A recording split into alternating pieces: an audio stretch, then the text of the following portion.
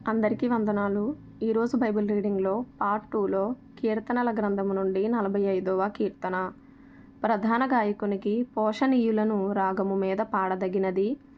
కోరహు కుమారులు రచించిన దైవధ్యానము, ప్రేమను గూర్చిన గీతము. ఒక దివ్యమైన సంగతితో నా హృదయము బహుగా ఉప్పొంగుచున్నది. నేను రాజును గూర్చి రచించిన దానిని పలికెదను. నా నాలుక త్వరగా వ్రాయువాని కలము వలెనున్నది. నరుల కంటే నీవు అతి సుందరుడవై ఉన్నావు. నీ పెదవుల మీద దయారసము పోయబడి ఉన్నది. కావున దేవుడు నిత్యము నిన్ను ఆశీర్వదించును. శూరుడా, నీ కత్తి మొలను కట్టుకొనుము. నీ తేజస్సును నీ ప్రభావమును ధరించుకొనుము. సత్యమును వినయముతో కూడిన నీతిని స్థాపించుటకు నీ ప్రభావమును ధరించుకొని వాహనమెక్కి బయలుదేరుము. నీ దక్షిణ హస్తము భీకరమైన వాటిని జరిగించుటకు నీకు నేర్పును. నీ బాణములు వాడిగలవి, ప్రజలు నీ చేత కూలుదురు. నీ బాణములు రాజు శత్రువుల గుండెలో చొచ్చును. దేవా, నీ సింహాసనము నిరంతరము నిలుచును. నీ రాజదండము న్యాయార్థమైన దండము. నీవు నీతిని ప్రేమించి భక్తిహీనతను ద్వేషించుచున్నావు. కావున దేవుడు నీ దేవుడే చెలికాండ్ర కంటే హెచ్చగునట్లుగా నిన్ను ఆనంద తైలముతో అభిషేకించి ఉన్నాడు. నీ వస్త్రములెల్ల గోపరస వాసనే, అగరు వాసనే, లవంగి పట్ట వాసనే. దంతముతో కట్టిన నగరులలో తంతివాద్యములు నిన్ను సంతోషపెట్టుచున్నవి. నీ దయనొందిన స్త్రీలలో రాజుల కుమార్తెలున్నారు. రాణి ఓఫీరు అపరంజితో అలంకరించుకొని నీ కుడి పార్శ్వమున నిలుచుచున్నది. కుమారి, ఆలకించుము, ఆలోచించి చెవియొగ్గుము. నీ స్వజనమును, నీ తండ్రి ఇంటిని మరువుము. ఈ రాజు నీ ప్రభువు, అతడు నీ సౌందర్యమును కోరినవాడు. అతనికి నమస్కరించుము. తూరు కుమార్తె నైవేద్యము తీసుకొని వచ్చును. జనులలో ఐశ్వర్యవంతులు నీ దయను వెదకుదురు. అంతఃపురములో నుండు రాజు కుమార్తె కేవలము మహిమ గలది. ఆమె వస్త్రము బంగారు బుట్ట పని చేసినది. విచిత్రమైన పనిగల వస్త్రములను ధరించుకొని రాజు నద్దకు ఆమె తీసుకొని రాబడుచున్నది. ఆమెను వెంబడించు ఆమె చెలికత్తెలైన కన్యకలు నీ యొద్దకు తీసుకొని రాబడుచున్నారు. ఉత్సాహ సంతోషములతో వారు వచ్చుచున్నారు. రాజనగరులో ప్రవేశించుచున్నారు. నీ పితరులకు ప్రతిగా నీకు కుమారులుందురు. భూమియంనంతటా నీవు వారిని అధికారులనుగా నియమించెదవు. తరములన్నిటను నీ నామము జ్ఞాపకముండునట్లు నేను చేయుదును. కావున జనములు సర్వకాలము నీకు కృతజ్ఞతాస్తుతులు చెల్లించుదురు. ఈ అధ్యాయం చదివిన తర్వాత ప్రభువు నాతో మాట్లాడిన మాట, కుమారి, ఆలకించుము, ఆలోచించి చెవియొగ్గుము. ఈ మాట కీర్తనలు 45వ అధ్యాయము 10వ వచనంలో ఉంది. నీ స్వజనమును, నీ తండ్రి ఇంటిని మరువుము. ఈ రాజు నీ ప్రభువు, అతడు నీ సౌందర్యమును కోరినవాడు. అతనికి నమస్కరించుము. తరువాత లూకా సువార్త 1వ అధ్యాయము నుండి. ఘనత వహించిన దెయోఫిలా, ఆరంభము నుండి కన్నులార చూచి వాక్య సేవకులైన వారు మనకు అప్పగించిన ప్రకారము మన మధ్యను నెరవేరిన కార్యములను గూర్చి వివరముగా వ్రాయుటకు అనేకులు పూనుకొన్నారు. గనుక నీకు ఉపదేశింపబడిన సంగతులు నిశ్చయముగా జరిగినవని నీవు తెలుసుకొనుటకు వాటినన్నిటిని మొదట నుండి తరచి పరిష్కారముగా తెలుసుకొనియున్న నేనును నీ పేరట వాటిని గూర్చి వరుసగా రచించుట యుక్తమని ఎంచితిని. యూదయ దేశపు రాజైన హేరోదు దినములలో అబియా తరగతిలోనున్న జకర్యా అను ఒక యాజకుడుండెను. అతని భార్య అహరోను కుమార్తెలలో ఒకతే. ఆమె పేరు ఎలీసబెతు. వీరిద్దరూ ప్రభు యొక్క సకలమైన ఆజ్ఞల చొప్పునను న్యాయ విధుల చొప్పునను నిరపరాధులుగా నడుచుకొనుచు దేవుని దృష్టికి నీతిమంతులై ఉండిరి. ఎలీసబెతు గొడ్రాలైనందున వారికి పిల్లలు లేకపోయిరి, మరియు వారిద్దరూ బహుకాలము గడిచిన వృద్ధులైరి. జకర్యా తన తరగతి క్రమము చొప్పున దేవుని ఎదుట యాజక ధర్మము జరిగించుచుండగా యాజక మర్యాద చొప్పున ప్రభు ఆలయములోనికి వెళ్ళి ధూపము వేయుటకు అతనికి వంతు వచ్చెను. ధూప సమయమందు ప్రజల సమూహమంతయు వెలుపల ప్రార్థన చేయుచుండగా ప్రభు దూత ధూపవేదిక కుడివైపున నిలిచి అతనికి కనబడగా జకర్యా అతని చూచి తొందరపడి భయపడిన వాడాయెను. అప్పుడు ఆ దూత అతనితో, జకర్యా, భయపడకుము, నీ ప్రార్థన వినబడినది. నీ భార్య అయిన ఎలీసబెతు నీకు కుమారుని కనును. అతనికి యోహాను అను పేరు పెట్టుదువు. అతడు ప్రభువు దృష్టికి గొప్పవాడై ద్రాక్షారసమైనను మద్యమైనను త్రాగక తన తల్లి గర్భమున పుట్టినది మొదలుకొని పరిశుద్ధాత్మతో నిండుకొనిన వాడై ఇశ్రాయేలీయులలో అనేకులను ప్రభువైన వారి దేవుని వైపునకు త్రిప్పును.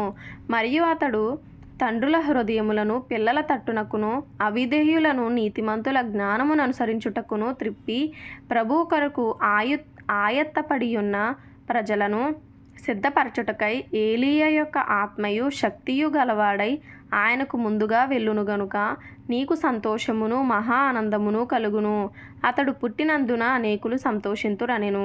జకర్యా ఇది నాకెలాగూ తెలియను, నేను ముసలివాడను, నా భార్యయు బహుకాలము గడచినదని ఆ దూతతో చెప్పగా, దూత, నేను దేవుని సముఖమందు నిలుచు గబ్రియేలును, నీతో మాటలాడుటకును ఈ సువర్తమానము నీకు తెలుపుటకును పంపబడితిని. మరియు నా మాటలు వాటి కాలమందు నెరవేరును. నీవు వాటిని నమ్మలేదు గనుక ఈ సంగతులు జరుగు దినము వరకు నీవు మాటలాడక మౌనివై యుందువని అతనితో చెప్పెను. ప్రజలు జకర్యా కొరకు కనిపెట్టుచుండి ఆలయమునందు అతడు ఆలస్యము చేసినందుకు ఆశ్చర్యపడిరి.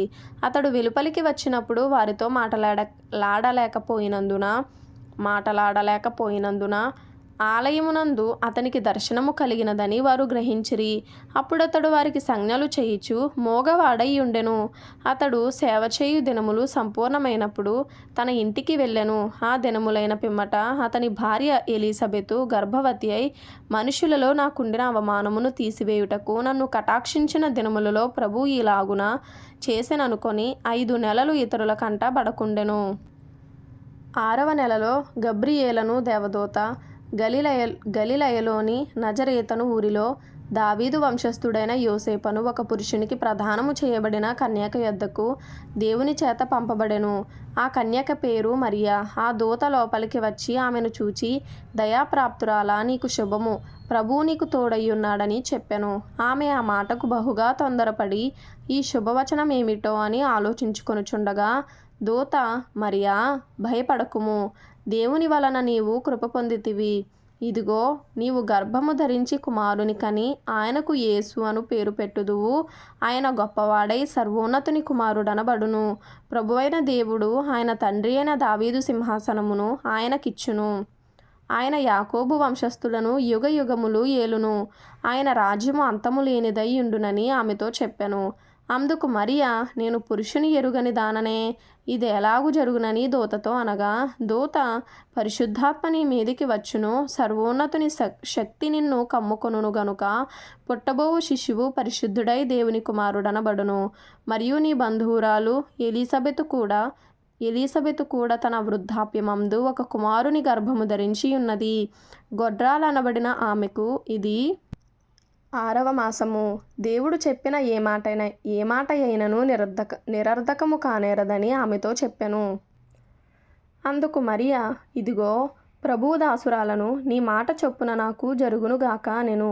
అంతట దూత ఆమె యొద్ద నుండి వెళ్ళెను. ఆ దినములయందు మరియ లేచి యూదా ప్రదేశములోని కొండసీమలోనున్న ఒక ఊరికి త్వరగా వెళ్ళి జకర్యా ఇంటిలో ప్రవేశించి ఎలీసబెతుకు వందనము చేసెను. ఎలీసబెతు మరియ యొక్క వందన వచనము వినగానే ఆమె గర్భములో శిశువు గంతులు వేసెను. అంతటా ఎలీసబెతు పరిశుద్ధాత్మతో నిండుకొనినదై బిగ్గరగా ఇట్లనెను, స్త్రీలలో నీవు ఆశీర్వదింపబడిన దానవు, నీ గర్భఫలమును ఆశీర్వదింపబడును. నా ప్రభు తల్లి నా యొద్దకు వచ్చుట నాకు ఎలాగూ ప్రాప్తించెను. ఇదిగో, నీ శుభవచనము నా చెవిని పడగానే నా గర్భములోని శిశువు ఆనందముతో గంతులు వేసెను. ప్రభు ఆమెకు తెలియజేయించిన మాటలు సిద్ధించును గనుక నమ్మిన ఆమె ధన్యురాలనెను. అప్పుడు మరియ ఇట్లనెను, నా ప్రాణము ప్రభువును ఘనపరచుచున్నది. ఆయన తన దాసురాలి దీనస్థితిని కటాక్షించెను. నా ఆత్మ నా రక్షకుడైన దేవుని యందు ఆనందించెను. సర్వశక్తిమంతుడు నాకు గొప్ప కార్యములు చేసెను గనుక ఇది మొదలుకొని అన్ని తరముల వారును నన్ను ధన్యురాలని అందురు. ఆయన నామము పరిశుద్ధము. ఆయనకు భయపడు వారి మీద ఆయన కనికరము తరతరములకుండును. ఆయన తన బాహువుతో పరాక్రమము చూపెను. వారి హృదయముల ఆలోచన విషయమై గర్విష్ఠులను చెదరగొట్టెను. సింహాసనముల నుండి బలవంతులను పడద్రోసి దీనుల నెక్కించెను. ఆకలిగొనిన వారిని మంచి పదార్థములతో సంతృప్తిపరిచి ధనవంతులను వట్టి చేతులతో పంపివేశెను. అబ్రహామునకును అతని సంతానమునకును యుగాంతము వరకు తన కనికరము చూపి జ్ఞాపకము చేసుకొందునని మన పితరులతో సెలవిచ్చినట్టు ఆయన తన సేవకుడైన ఇశ్రాయేలునకు సహాయము చేసెను. అంతటా మరియా ఇంచుమించు 3 నెలలు ఆమెతో కూడా ఉండి పిమ్మట తన ఇంటికి తిరిగి వెళ్ళెను. ప్రసవ కాలము వచ్చినప్పుడు ఎలిజబెత్ కుమారుని కనెను. అప్పుడు ప్రభువు ఆమె మీద మహాకనికరం ఉంచెనని ఆమె పొరుగువారును బంధువులను విని ఆమెతో కూడా సంతోషించిరి. 8వ దినమున వారు ఆ శిశువుకు సున్నతి చేయవచ్చి తండ్రి పేరును బట్టి జకర్యా అను పేరు వానికి పెట్టబోచుండగా తల్లి అలాగు వద్దు, వానికి యోహానును పేరు పెట్టవలెనని చెప్పెను. అందుకు వారు, నీ బంధువులలో ఆ పేరు గలవాడెవడునూ లేడే అని ఆమెతో చెప్పి, వానికి ఏ పేరు పెట్టగోరుచున్నావని వాని తండ్రికి సంజ్ఞలు చేసి అడిగిరి. అతడు వ్రాత పలక తెమ్మని వాని పేరు యోహానని వ్రాసెను. అందుకు వారందరూ ఆశ్చర్యపడిరి. వెంటనే అతని నోరు తెరవబడి నాలుక సడలి అతడు దేవుని స్తుతించుచు మాటలాడసాగెను. అందును బట్టి వారి చుట్టుపట్ల కాపురమున్న వారికి అందరికీ భయము కలిగెను. ఆ సంగతులన్నీయు యూదయ కొండసీమలయందంతటా ప్రచురమాయెను. ప్రభు హస్తము అతనికి తోడై ఉండెను గనుక ఆ సంగతులను గూర్చి వినిన వారందరూ ఈ బిడ్డ ఎలాంటి వాడగునో అని వాటిని మనస్సులో ఉంచుకొనిరి. మరియు అతని తండ్రి జకర్యా పరిశుద్ధాత్మ పూర్ణుడై ఇట్లు ప్రవచించెను. ప్రభువైన ఇశ్రాయేలు దేవుడు స్తుతింపబడును గాక. ఆయన తన ప్రజలకు దర్శనమిచ్చి వారికి విమోచన కలుగజేసెను. తన సేవకుడైన దావీదు వంశమునందు మన కొరకు రక్షణ శృంగమును అనగా మన శత్రువుల నుండి మనలను ద్వేషించు వారందరి చేతి నుండి తప్పించి రక్షణ కలుగజేసెను. దీనిని గూర్చి ఆయన ఆది నుండి తన పరిశుద్ధ ప్రవక్తల నోట నుండి పలికించెను. ఆయన మన పితరులను కరుణించుటకును తన పరిశుద్ధ నిబంధనను అనగా మన తండ్రి అయిన అబ్రహాముతో తాను చేసిన ప్రమాణమును జ్ఞాపకము చేసుకొనుటకును మనము శత్రువుల చేతి నుండి విడిపింపబడి మన జీవితకాలం అంతయు నిర్భయులమై ఆయన సన్నిధిని పరిశుద్ధముగాను నీతిగాను ఆయనను సేవింపను అనుగ్రహించుటకును ఈ రక్షణ కలుగజేసెను. మరియు ఓ శిశువా, నీవు సర్వోన్నతుని ప్రవక్తవనబడుదువు. మన దేవుని మహావాత్సల్యమును బట్టి వారి పాపములను క్షమించుట వలన తన ప్రజలకు రక్షణాజ్ఞానము ఆయన అనుగ్రహించినట్లు ఆయన మార్గములను సిద్ధపరచుటకై నీవు ప్రభువునకు ముందుగా నడుతువు. మన పాదములను సమాధాన మార్గములోనికి నడిపించినట్లు చీకటిలోను మరణ ఛాయలోను కూర్చుండు వారికి వెలుగిచ్చుటకై ఆ మహావాత్సల్యమును బట్టి పైనుండి ఆయన మనకు అరుణోదయ దర్శనమనుగ్రహించెను. శిశువు ఎదిగి ఆత్మయందు బలము పొంది ఇశ్రాయేలునకు ప్రత్యక్షమగు దినము వరకు అరణ్యములో నుండెను. అలాగే లూకా సువార్త 1వ అధ్యాయము 37వ వచనములో ప్రభు మాట్లాడిన మాట, దేవుడు చెప్పిన ఏ మాట అయినను నిరర్ధకము కానేరదని ఆమెతో చెప్పెను. అలాగే లూకా సువార్త 1వ అధ్యాయము 46వ వచనములో, నా ప్రాణము ప్రభువును ఘనపరచుచున్నది. 47వ వచనం లూకా సువార్త 1వ అధ్యాయము 47వ వచనంలో, ఆయన తన దాసురాలి దీనస్థితిని కటాక్షించెను అనే మాట. అలాగే లూకా సువార్త 1వ అధ్యాయము 50వ వచనంలో, ఆయనకు భయపడు వారి మీద ఆయన కనికరము తరతరములకుండును. ఆత్మీయంగా బలపడాలి అనుకునేవారు ఫాలో చేయండి, లైక్ చేయండి, షేర్ చేయండి, సబ్స్క్రైబ్ చేసుకోండి. ప్రభు మీకు తోడైండును గాక.